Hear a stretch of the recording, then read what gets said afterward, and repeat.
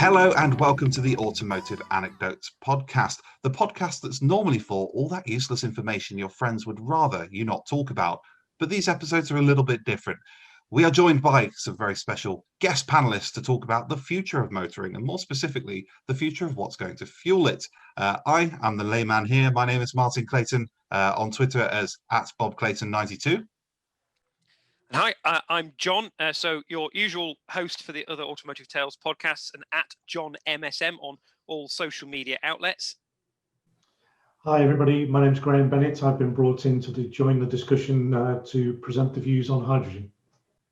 Hi everyone, I'm Jess Shanahan. I'm an automotive journalist and EV owner. I am @JetLBomb on Twitter.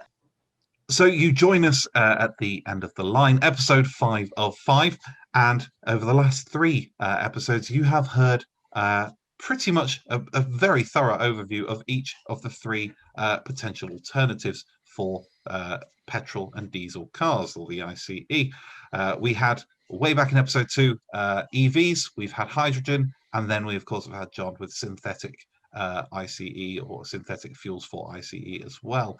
And I think it became very apparent, and I'll open the floor straight away because I think that'll be the easiest way to do it, but I think it became very apparent even through those conversations that there is not one answer here. Would anyone dare to sit around this table and say that we may be looking at all 3? Who would like to go first? Well, I'm happy to say that. I think, it seems to me that there are different applications for all of these different fuels. Currently, for consumers, electric makes a lot of sense. The infrastructure is pretty much there. The vehicle costs are coming down all of the time. But then it then looks like hydrogen could be the solution of the future, and certainly in the commercial vehicle space, it would solve a lot of the problems with like payload and things that you have in commercial vehicles that doesn't currently work with battery electric as the way of fueling the vehicle. And then there's the synthetic fuels that fit like nicely in that transition gap as well, like from what everyone has said. And I don't know if I'm probably like a lot of our listeners, I probably wouldn't have said that at the beginning of this podcast series, but now to me it seems like there absolutely is space for all of these different technologies. Yeah, I'd wholeheartedly agree. I think fortuitously, synthetic fuels has come from a different environment where it probably has a more long-term benefit because in aviation, the energy density of a hydrocarbon fuel is really very important to long-distance travel. So it maybe hasn't got the longevity in automotive that it has in other sectors, but it seems to really nicely fill that gap between moving from fossil fuels to what an alternative might be, while the other technologies kind of come up to speed. So for me, I almost see this. You've got the 2 technologies that run against each other. You've got battery electric vehicles and hydrogen, which will each have their uses and their sort of pros and cons. And then in between is to help everyone transition over a longer period than just the 10 to 15 years the government has kind of given us. You have this synthetic fuel, which will hopefully allow us to run certain vehicles for much, much longer and run them in a sustainable way, as our normal everyday transport moves to something that is more emissions zero rather than net zero. Yeah, I think it's a fascinating time. I think all 3 of the things we've talked about in the last few sessions have individual merits. And I think that's the key to the energy transition. The energy transition is a series of transitions. It's not one sort of light switch moment that we're all going to leap from one solution into another one, because that's not possible. Equally, however, I think there will also be things that emerge over the next 20 or 30 years that we probably can't imagine today. In terms of looking at battery technologies and the possible emergence of graphene batteries as a much more efficient energy storage mechanism that can be built into structures, looking at the developments in synthetic fuels and how they can be used, looking at the developments of hydrogen and the refueling infrastructure, looking at the rise of autonomous vehicles. What does that mean for future transport as well? So I think it's important to recognise that what we've heard about in the last few sessions are all key contributors to that pathway for decarbonisation, and that's the reality that we face. We're on a transitionary pathway. We need to give the consumers choice, because if you ever end up in a situation as a consumer where you have no choice and you're in a monopoly of one form or another, that's not a good position to be in. because then you're at the mercy of taxation, you're at the mercy of fuel cost, whatever fuel that might be it electricity, hydrogen, or synfuels. So I think you do need to be able to give consumers choice, because that choice drives innovation, and that choice also avoids the challenges of having a transition that takes place that disadvantages people in society. Do we think that choice will be there in 2035? I think it will, Martin. I think the choices will be broader. I think there will be more solutions to the question of transportation. And we've talked a lot today about vehicles in the sense of four-wheel vehicles. My passion is also in two-wheel vehicles. I'd like to see what's going to happen with the future of battery motorbikes or fuel cell motorbikes, or some other form of propulsion system or power system for two-wheel vehicles as well. I think there will be many transitions that happen. And if I knew exactly what that outcome was going to be, I'd probably be investing in it now. And as a financial advisor, you'd probably be telling me where I should be putting my money. I don't know what the answer is. If I did, I would probably be doing a different job and investing in a different market today. But I think it's an exciting opportunity, and it's a great time to be involved in the energy system. Indeed, and they say the necessity is the mother of all invention. So this drive to push us to do something different by 2030, 2035, inadvertently, it's probably going to bring along some really exciting new technologies. So, we might be sitting and doing this in 2 or 3 years' time and be talking about 5 different technologies, or we might have discounted synthetic fuels or something else, and have different things on the table. Who knows? But I guess it's interesting. Crystal ball gazing, it's always fun, isn't it, as to what might be. It'd be interesting looking back in 10 years' time as to how right or wrong any of us were. The speed things are going, it'd be interesting even in 12 months' time to just sit back and, if anything, just to find out, especially with Jess's first year of EV ownership as well, we'll have an even more of an insight into the actual day-to-day side of things. But technology is moving so fast that in a year's time we might... and I'm sure there won't be any U-turns from a government point of view, because that's just not the stance that we have. But it's you never know. I think things are moving incredibly quickly, and I think it's a recognition of how agile as a society we can become. So the very fact that we're doing this in a virtual environment rather than sitting in a pub or a coffee shop meeting to talk about these things, we've gone through in the space of weeks what would normally take us 3 to 5 years in terms of innovation, in terms of technology, and our ability to communicate and converse in different ways without perhaps the need for transport. So I think that's another thing that needs to be woven into this energy transition, is what is the future of transport itself, and will it be the way that it has been for the as recently as last year? We've seen some massive changes to the way in which we think about transport and the need for transport. So I feel like there's probably a whole other podcast series in this, but just thinking about what transport in cities will look like in 10, 15, 20 years time, are a lot of people actually going to move to a more transport as a service type model where they don't actually own cars because they don't need them, but they can go and kind of rent one, whether it's, maybe an autonomous vehicle or one they drive themselves. But, is car ownership going to become a thing of the past as well? We're obviously talking about, how we fuel these cars, but actually is the way that we move, especially in cities, going to fundamentally change in the coming years as well?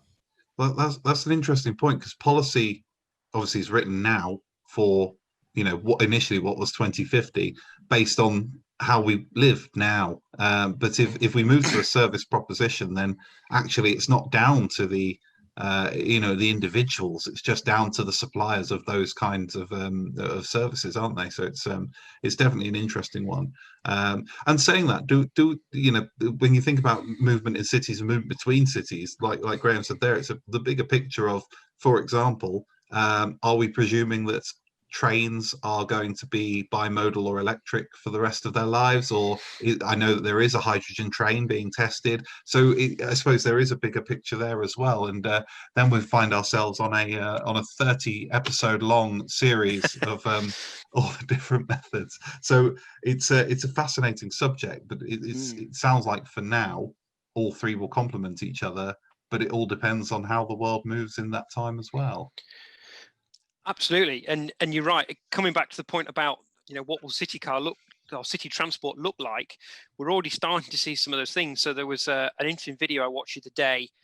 Those that are familiar with the Late Break Show, so it's Johnny Smith of was Fifth Gear years ago.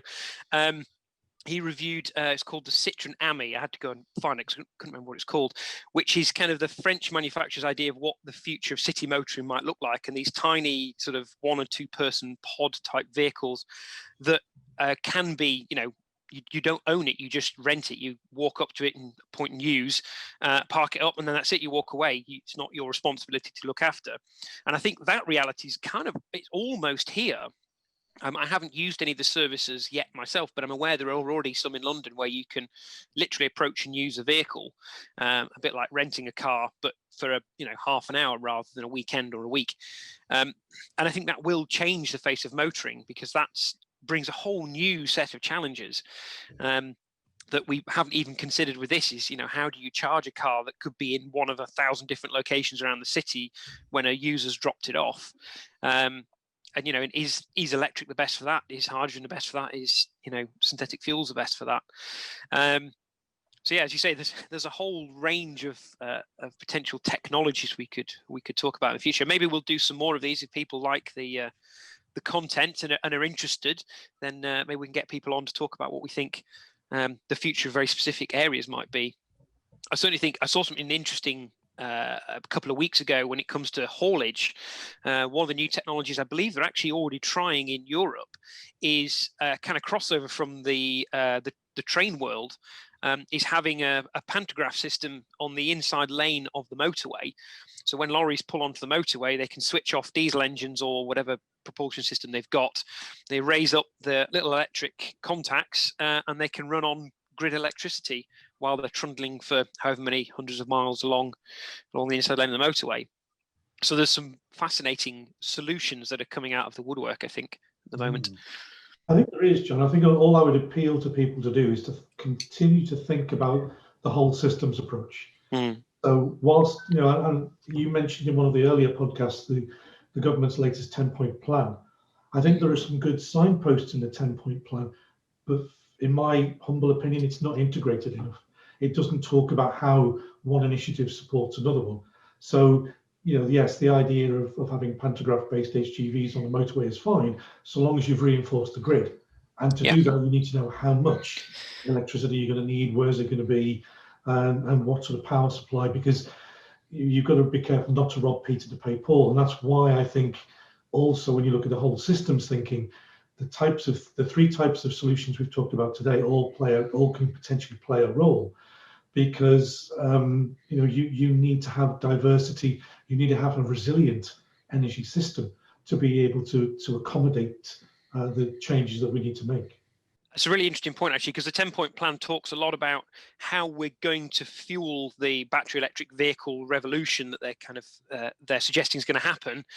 And it seems to be very much based on renewables. So wind power, I think they're aiming for moving from about 20 gigawatts of wind power at the moment to 40 gigawatts of wind power on the grid by 2030, which is a fantastic thing, but it's not always windy in the same way it's not always sunny. And so having that diversity of solutions means if there isn't enough energy on the grid to run all of our lights and heating and everything else and charge 5 million electric cars, it might be that there are other solutions that we can use. It's other ways of storing that energy.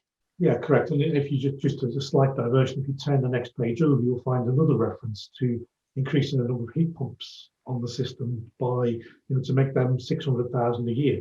Now, a heat pump in a home probably doubles the electricity consumption of a home. It does away with the gas boiler, so it's a cleaner solution in that sense. But from a systems thinking perspective, in the same time frame as you want to increase the battery electric vehicle fleet, you're also expecting the grid to take on board an extra 600,000 heat pumps a year. And that's why I'm encouraging people to maintain systems perspective. Interestingly, there's a potentially limiting factor there. We did consider an electric vehicle back at the beginning of this year, and we actually ended up also going for a Volvo V60. for our kind of daily driver for commuting. And the biggest concern we had is at the time we had just fitted an electric shower.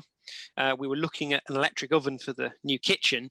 And when we tossed it all up, putting a charge point in on the house as well, we wouldn't have actually had enough capacity on the mains cable coming in, literally right here in front of me, to actually have run all of those applications at the same time.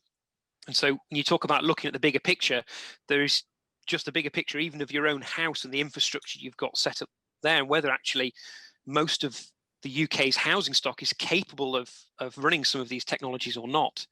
Like you say, if you've got a heat pump and everything else running at the same time. You're right, and that's why the often quoted topic of smart meters comes up, because the idea of having your electricity supplier to be able to intervene to turn your fridge off at home in order to allow you to charge your battery electric vehicle, or to be able to manage your electricity system so that you can use cheaper electricity on a different tariff or something. All of those things will come to play in the future of the electricity system. But yeah, when you've got more than a third of UK houses that don't have off-street parking, when you've got 40% of vehicles 5 meters away from their front door or more, there's a lot of challenges that we need to still solve here, and that's why we need multiple solutions in my view. Interestingly, a summary that's kind of building up as we're talking around me is that we've come here to talk about the future of motoring, talk about motor cars, and all three technologies we've kind of talked about all come back to one basic thing, which is a need for electrical energy. So previously, the two things have been very independent. We dig up or we extract fossil fuels to put in our cars, and we burn it to drive along. And then we separately generate electricity, be it from nuclear or again, fossil fuels, coal, etc. But all of a sudden, those two worlds are colliding very, very quickly.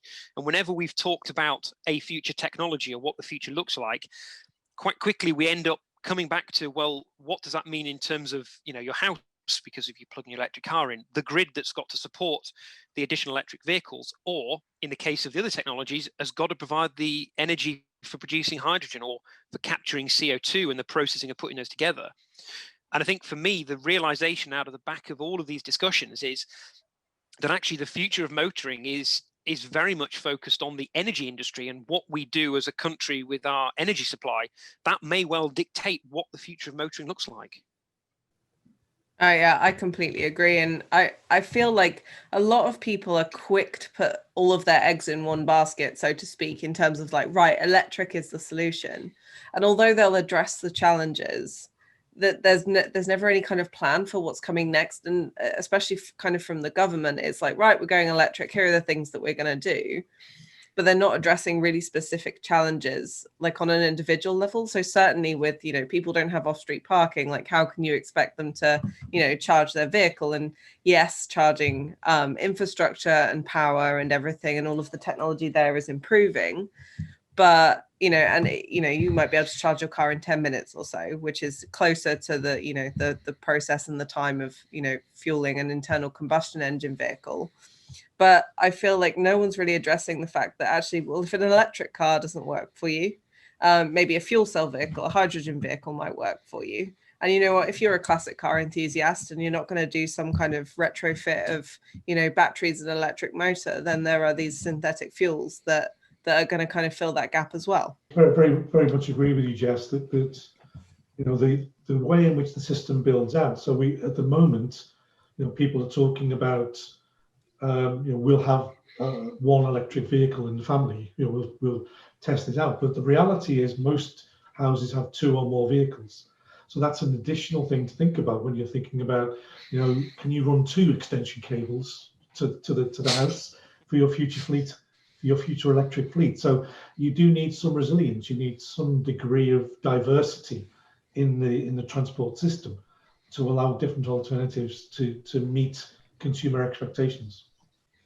There's actually a really interesting thing that's being trialed called vehicle to grid, whereby an electric vehicle, a battery electric vehicle, can send its power back to the grid at times of increased demand. So like when everyone's flicked the kettle on during their favorite program, at times like that, the grid can go, okay, we need a bit more power, the wind or the solar power that we've stored during the day isn't enough, let's take from all of these electric vehicles. So there are some technologies and solutions coming in that are hopefully going to solve this problem of the strain on the grid, and what our houses and our homes can support. But we're far from a perfect solution as we are now. Very promising technology for sure. I really like that idea of your house almost becoming its own little microgrid. So your battery storage is your car sitting out on the driveway, if you're lucky enough to be in that situation, and you could almost have solar panels on the roof, and you can be relatively self-sufficient.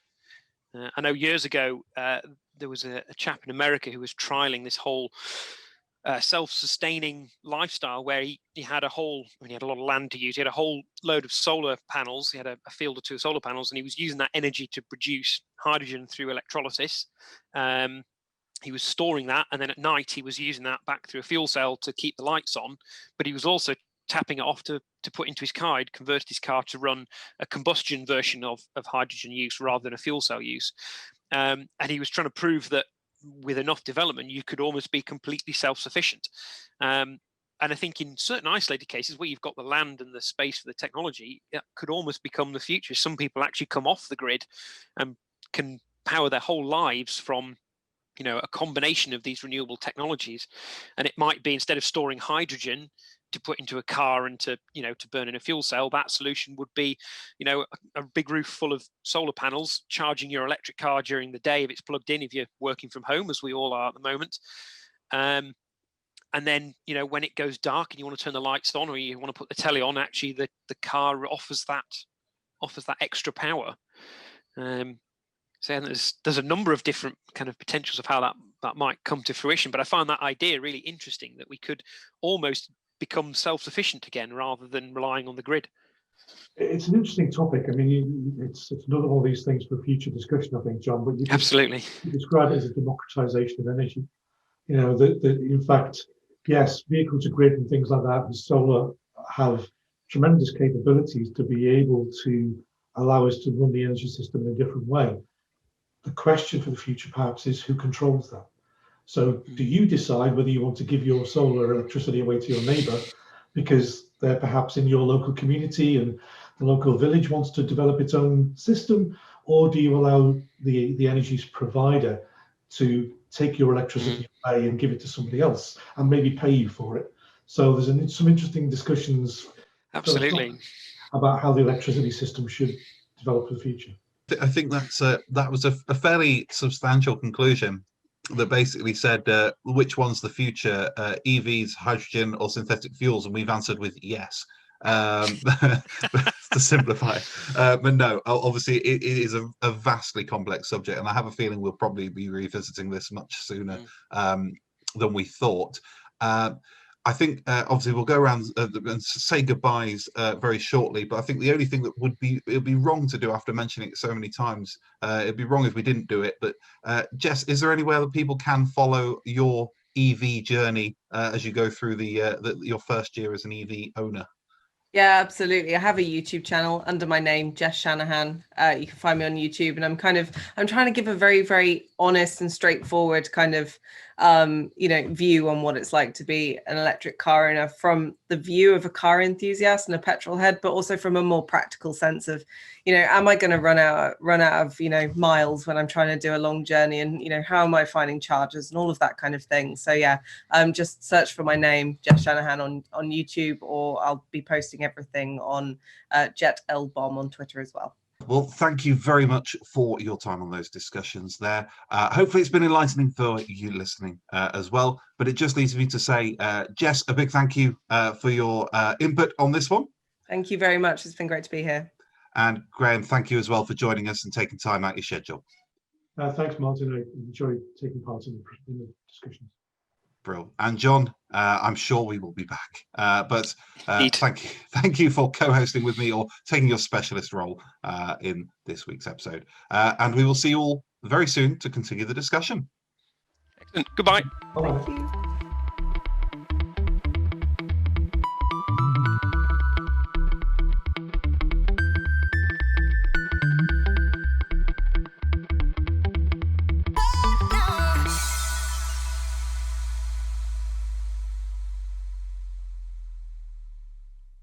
Don't forget to like, comment, share, and subscribe. Thank you for watching.